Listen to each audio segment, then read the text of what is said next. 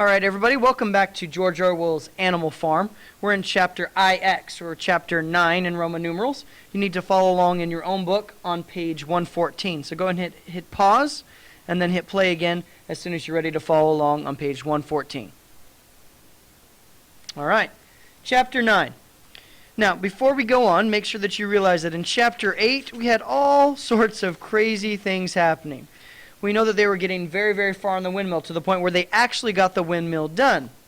But there was a little problem. Remember that Frederick, who at the time had bought the woodpile. You remember the woodpile? He had bought the woodpile, but despite that, he actually invaded Animal Farm. And they did a little something creative with the windmill itself. If you remember correctly, they actually drilled into the windmill and placed inside of it dynamite, or from what we can tell, actually gunpowder, lit a fuse, and then blew the windmill to smithereens. And so at the very end, that's how we were left, with the windmill destroyed, and of course the pigs doing whatever they wanted. I think they were drinking quite a bit at that point. So with that, let's start chapter 9. We're starting at the top of page 114. It says, Boxer's split hoof was a long time in the healing. They had started the rebuilding of the windmill the day after the victory celebrations were ended.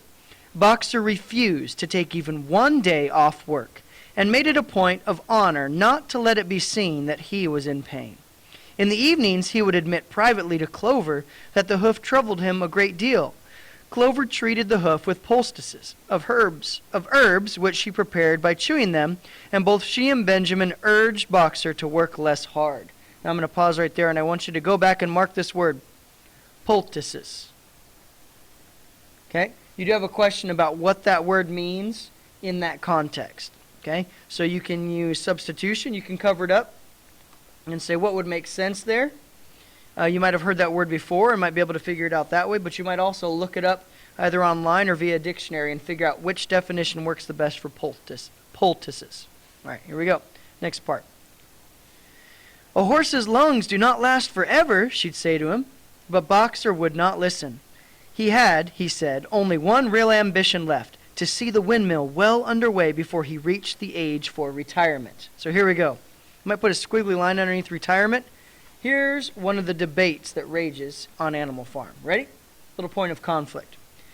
At the beginning, when the laws of Animal Farm were first formulated, the retiring age had been fixed for horses and pigs at 12, for cows at 14, for dogs at 9, for sheep at 7, and for hens and geese at 5.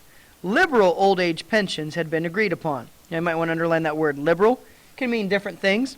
In this case, it probably means generous, not in the political sense that you might have heard in the elections recently or in social studies. But liberal here means generous old age pensions or payments. So the whole idea was, when the animals got to the age of retirement, they were going to be allowed to retire and have lots and lots of things that they needed. So let's go back to where it says liberal old age pensions.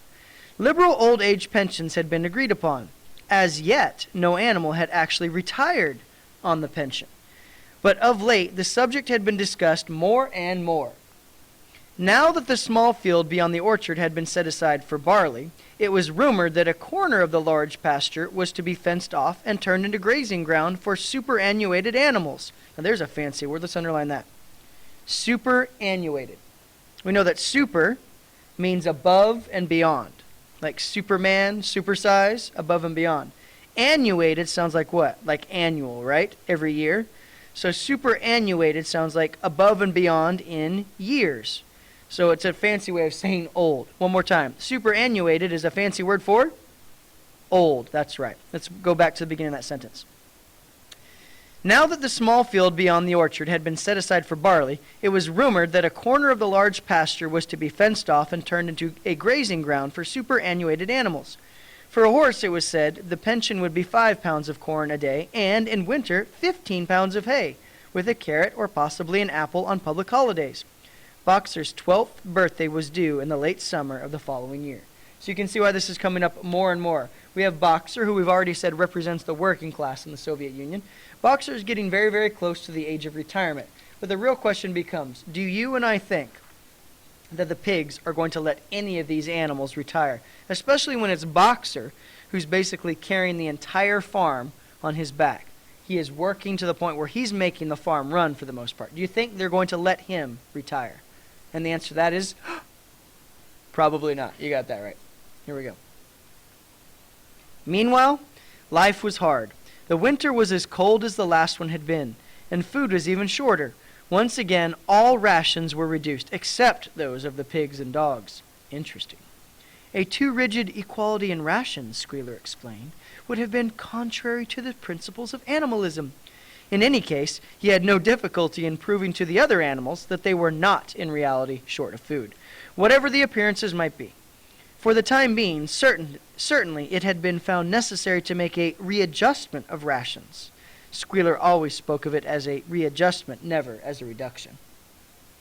But in comparison with the days of Jones, the improvement was enormous. Reading out the figures in a shrill, rapid voice, he proved to them in detail that they had more oats, more hay, more turnips than they had had in Jones' day, that they worked shorter hours, that their drinking water was of better quality, that they had lived longer, that a large proportion of their young ones survived infancy, and that they had more straw in their stalls and suffered less from fleas. The animals believed every word of it. Truth to tell, Jones and all he stood for had almost faded out of their memories. They knew that life nowadays was harsh and bare. They were often hungry and often cold, and that they were usually working when they were not asleep. But doubtless it had been worse in the old days. They were glad to believe so. Besides, in those days they had been slaves, and now they were free. And that made all the difference, as Squealer did not fail to point out. So here's another case where the reader is supposed to be quite a bit smarter than the animals, right? We start to think through things like, well, are the conditions on the farm really quite a bit better, or is Squealer just messing around with them? And that goes back to one of the things we talked about, that Stalin did a very, very good job, as do many of these terrible rulers, to use propaganda to convince his people that things are going very, very well, even when they're going very, very terribly. And that's exactly what Squealer's doing. Another thing we can point out is this. Got some pretty weird lines.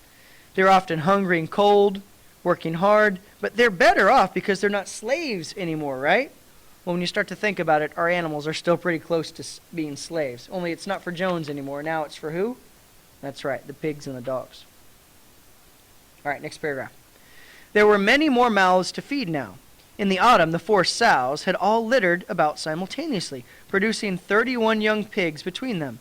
The young pigs were piebald, and as Napoleon was the only boar on the farm, it was possible to guess their parentage. So you picked that up, I'm sure. Can we guess where all these little piggies came from? That's right, they came from Napoleon. It was announced that later, when bricks and timber had been purchased, a schoolroom would be built in the farmhouse garden. For the time being, the young pigs were given their instruction by Napoleon himself in the farmhouse kitchen. They took their exercise in the garden and were discouraged from playing with the other young animals. Interesting. About this time, too, it was laid down as a rule that when a pig and any other animal met on the path, the other animal must stand aside, and also that all pigs of whatever degree were to have the privilege of wearing green ribbons on their tails on Sundays. Oh my gosh, did you catch that? We've got a squiggly line here. Put an exclamation point in the margin. We've got some real problems here.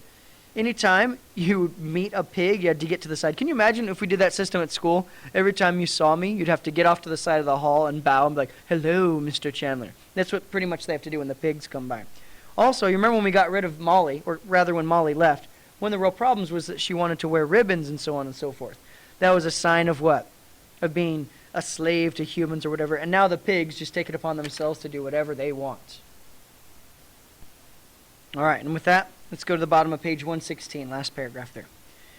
The farm had had a fairly successful year, but was still short of money. There were the bricks, sand, and lime for the schoolroom to be purchased, and it would also be necessary to begin saving up again for the machinery for the windmill. Then there were the lamp oil and candles for the house, sugar for Napoleon's own table. He forbade this to other pigs on the ground that it made them fat. Interesting, kind of a double standard there. Napoleon says they can't have it, but he can. And all the usual replacements such as tools, nails, string, coal, wire, scrap iron, and dog biscuits. A stump of hay and a part of the potato crop were sold off, and the contract for eggs was increased to 600 a week. so that year the hens barely hatched enough chicks to keep their numbers at the same level. Rations reduced in December, were reduced again in February, and lanterns in the stalls were forbidden to save oil. Oh, how sad. But the pigs seemed comfortable enough, and in fact were putting on weight, if anything. One afternoon in late February, a warm, rich, appetizing scent, such as the animals had never smelt before, wafted itself across the year from the little brew house, which had been disused in Jones's time, which stood beyond the kitchen. Now let's go back to that word. That's a cool word, waft. Wafted itself. That's how smells move. They waft. Okay, there you go. So the smell wafted itself back down here. Someone said it was the smell of cooking barley. The animals sniffed the air hungrily, wondered whether a warm mash was being prepared for their supper. But no warm mash appeared, and on the following Sunday it was announced that from now onwards all barley would be reserved for the pigs. Now, why might that be, folks? The field beyond the orchard had already been sown with barley, and the news soon leaked out that every pig was now receiving a ration of a pint of beer daily, with a half a gallon for Napoleon himself, which was always served to him in the Crown Derby soup tureen. Did you catch that? The barley wasn't actually for the animals to eat. They actually turned it into alcohol, and that's what the pigs are hogging for themselves. Get it? Hogging. All right, sorry about that. Keep going. But if there were hardships to be borne, they were partly offset by the fact that life nowadays had a greater dignity than it had had before. There were more songs, more speeches, more processions. Now, why would there be more of that? You have to understand that the time for the animals is really, really rough now. The animals are just miserable. So what better way to keep them going than with all these celebrations? Napoleon had commanded that once a week there should be held something called spontaneous demonstration. Now, it's capitalized here because it's a proper noun. We've got capital S on one page at the bottom. Next page, capital D for demonstration. That means they probably declared it a holiday or something that gets its own name. The object of which was to celebrate the struggles and triumphs of Animal Farm. At the appointed time, the animals would leave their work and march round the precincts of the farm in military formation, with the pigs leading, then the horses, then the cows, then the sheep, and then the poultry. The dogs flanked the procession. At the head of all marched Napoleon's black cockerel. Boxer and Clover always carried between them a green banner marked with the hoof and the horn, and the caption, "Long live Comrade Napoleon." So much for Long Live Animal Farm, right? Afterwards, there were recitations of poems composed in Napoleon's honor, and a speech by Squealer giving particulars of the latest increases in the production of foodstuffs, and on occasion a shot was fired from the gun. The sheep were the greatest devotees of the spontaneous demonstration, and if anyone complained, as few animals sometimes did, when no pigs or dogs were near, that they wasted time and meant for a lot of standing about in the cold, the sheep were sure to silence him with a tremendous bleating of 4 legs good, 2 legs bad. But by and large, the animals enjoyed these celebrations. They found it comforting to be reminded that after all, they were truly their own masters, and that the work they did was for their own benefit. So that, what with the songs, the processions, Squealer's list of figures, and the thunder of the gun, the crowing of the cockerel, and the fluttering of the flag, they were able to forget that their bellies were empty, at least part of the time. Man, that is not a happy existence. But heck, at least they've got their holidays, right? All right. In April, Animal Farm was proclaimed a republic, and it became necessary to elect a president. Now, without going on the next page, who do you think's going to win, folks? All right. There. Okay, next page. There was only one candidate, Napoleon, who was elected unanimously. And you know what unanimously means? It means everybody with the same vote. Who thinks Mr. Chandler's class is the greatest? I do. Everybody agrees. That's unanimously. All right? So they elect Napoleon unanimously. On the same day, it was given out that fresh documents had been discovered which revealed further details about Snowball's complicity with Jones. Complicity means what? That he's in league with him, that they're secret buddies of evil. It now appeared that Snowball had not, as the animals had previously imagined, merely attempted to lose the Battle of Cowshed by means of stratagem, but had been openly fighting on Jones's side. In fact, it was he who had actually been the leader of the human forces, and had charged into battle with the words, "Long live humanity," on his lips. The wounds on Snowball's back, which a few of the animals still remembered to have seen, had been inflicted by Napoleon's teeth. So you can see how the story has changed completely every time the pigs tell it or pretend they dig up new documents about their scapegoat, Snowball. All right, here we go. In the middle of the summer, Moses the raven suddenly reappeared on the farm after an absence of several years. Now, you remember Moses the tame raven. He used to come around and tell these stories about Sugar Candy Mountain. He didn't do much work. Actually, didn't do any work. And for a while, the pigs got rid of him because they said it was just making the other animals waste their time as well. And we said, I believe, that he represented religion or religious figures of the time when the Soviet Union became a country. All right, so here we go. Back to the beginning of that paragraph again. In the middle of the summer, Moses the raven suddenly reappeared on the farm after an absence of several years. He was quite unchanged, still did no work, and talked in the same strain as ever about Sugar Candy Mountain. He would perch on a stump, flap his black wings, and talk by the hour to anyone who would listen. "Up there, comrades," he would say solemnly, pointing to the sky with his large beak. "Up there, just on the other side of that dark cloud that you can see, there it lies, Sugar Candy Mountain, that happy country where we poor animals shall rest forever from our labors." He even claimed to have been there on one of his higher flights, and to have seen the everlasting fields of clover, and the linseed cake and lump sugar growing on the hedges. Many of the animals believed him. Their lives now, they reasoned, were hungry and laborious. There's that word again, laborious, or full of lots of labor or hard work. Was it not right and just that a better world should exist somewhere else? A thing that was difficult to determine was the attitude of the pigs towards Moses. They all declared contemptuously that his stories of Sugar Candy Mountain were lies, and yet they allowed him to remain on the farm, not working, with an allowance of a gill of beer a day. So you have one of your questions on your study guide, which is to try and figure out why would the pigs let Moses come back and continue his stories with the animals. The clues are here, and the clues are back here when he comes back. All right? So again, who came back? Moses, the tame raven. All right, let's go back to 120. First complete paragraph that says, after his hoof healed up. We're almost done here. After his hoof had healed up, Boxer worked harder than ever. Indeed, all the animals worked like slaves that year.